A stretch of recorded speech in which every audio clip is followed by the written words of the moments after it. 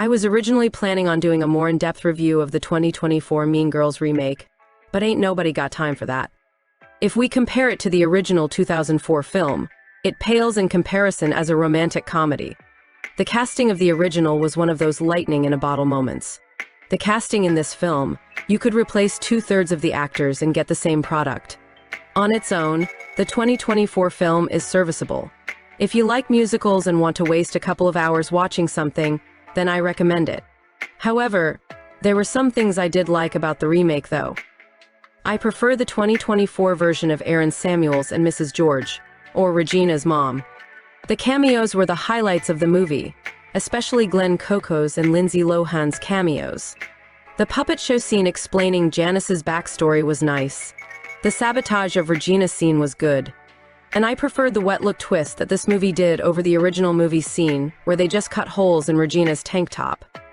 Renee Rapp's singing is exquisite in this film, and I understand why she played Regina in the Broadway adaptation and in this film. I liked that Gretchen's love interest was kept as a scumbag for the whole movie, never redeemed, and Gretchen had an individuality-defining moment that the original Gretchen never really had.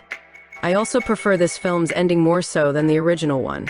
Also, as far as casting goes, I think Angourie Rice is more of what Katie should look like in real life as someone who's been homeschooled her whole life, more than Lindsay Lohan looked back in 2004.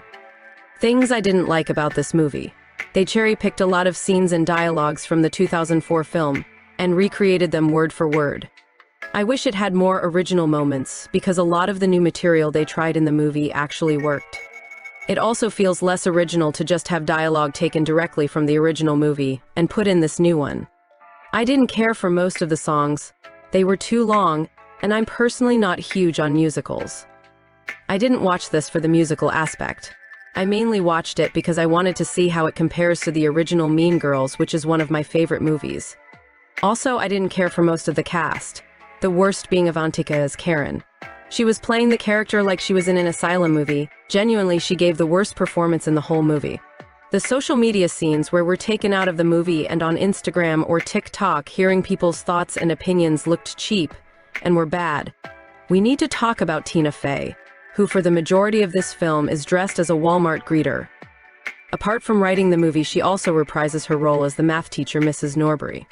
I have a conspiracy that the first movie was written by more people, but only Tina Fey was credited. I mainly have that theory because the first movie has a well-written plot, a story with good pacing, a 3-act structure that makes sense, and this movie does not.